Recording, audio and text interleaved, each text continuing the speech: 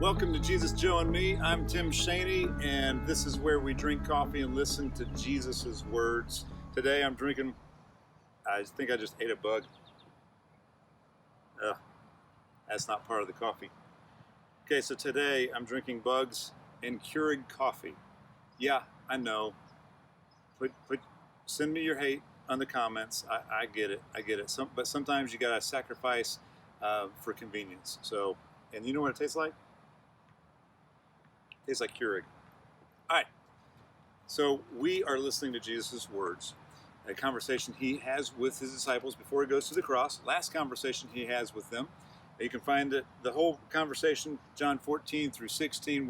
We're in 15, verse 18. Jesus has just gotten finished talking about this new command that he gives his disciples, to love one another as God loved Jesus. Jesus loved them. He goes, I want you to love each other with that same type of love, because I no longer call you servants, I call you friends, because I'm going to lay my life down for you. And then he turns the corner and starts talking about hate.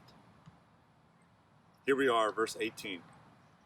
If the world hates you, keep in mind that it hated me first. He goes, haters are going to hate. You can hate my Keurig. Jesus says, they're going to hate you because they hated me. It's not, don't take this personally. It's not about you. It's about me. There you go. And he goes, if you belong to the world, it would love you as its own. As it is, you do not belong to the world, but I have chosen you out of the world. That's why the world hates you. This is not about you. It's about me. Remember the words that I've spoken to you. No servant is greater than the master. If they persecuted me, they will persecute you also. If they obeyed my teaching, they will obey yours also. This is just how it's going to be. They will treat you this way because of my name, for they do not know the one who sent me. If I had not come and spoken to them, they would not be guilty of sin. Now, however, they have no excuse for their sin. He who hates me hates my Father as well. If I had not done among them what no one else did, they would not be guilty of sin. But now they have seen the miracles that I've done, and yet they have hated both me and my Father. But this is to fulfill what is written in their law. They hated me without reason. Now, sometimes the world hates the church, hates Christians, hates those that follow Jesus with a reason.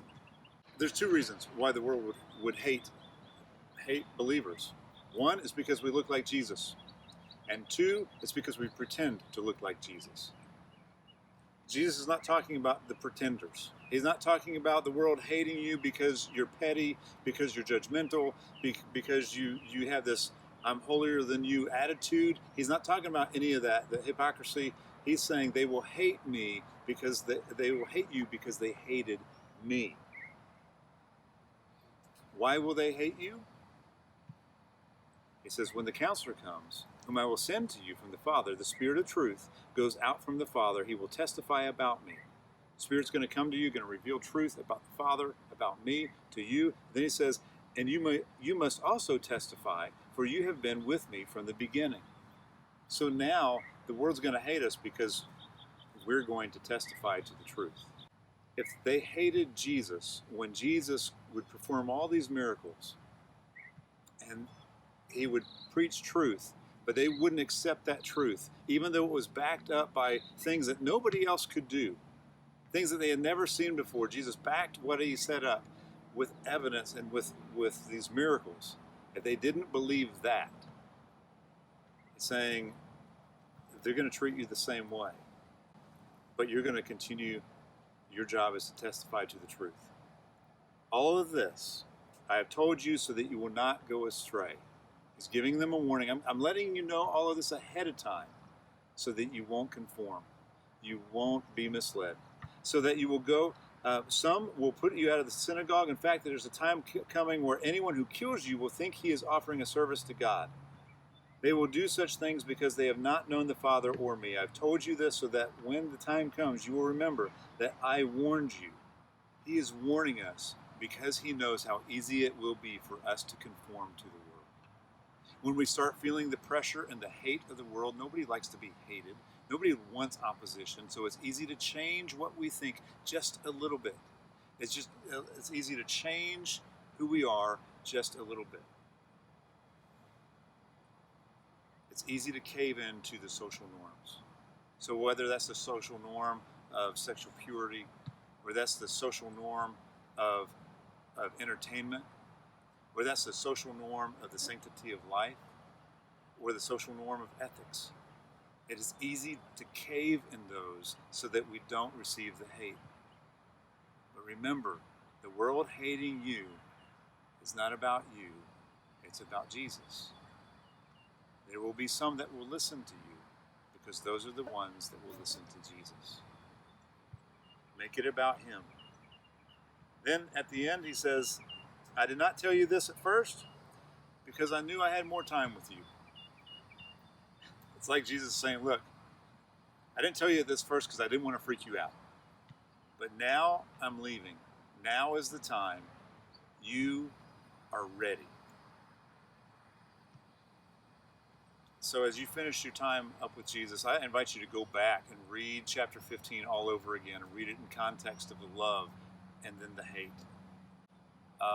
But in this world where we are filled with hate toward one another, let's rise up and be different. Let's love through the hate. Let that ring louder than any other voices around. Let our actions. And so let me ask you this question, a couple questions to finish out our time. One, does the world hate you? And if not, examine that. Are you too much like the world? They're accepting you as one of their own because they can't tell the difference. Maybe there isn't a difference. And the second reason is if they do hate you, why do they hate you? Because you're pretending to look like Jesus, or you're becoming to look like Jesus? Last, let me leave you with this thought. If someone were to be your shadow this week and watch closely everything that you did, what would they conclude? That you love this world? Or would there be evidence, overwhelming evidence, that you love Jesus? And yes, heartbroken for this world because of that love. God, may your love flow through your people, that you would draw all men and women to you. God, let us be a part of that. In your name we pray. Amen. I am the real Tim Shaney, and I am standing up. Until next time, we'll see you.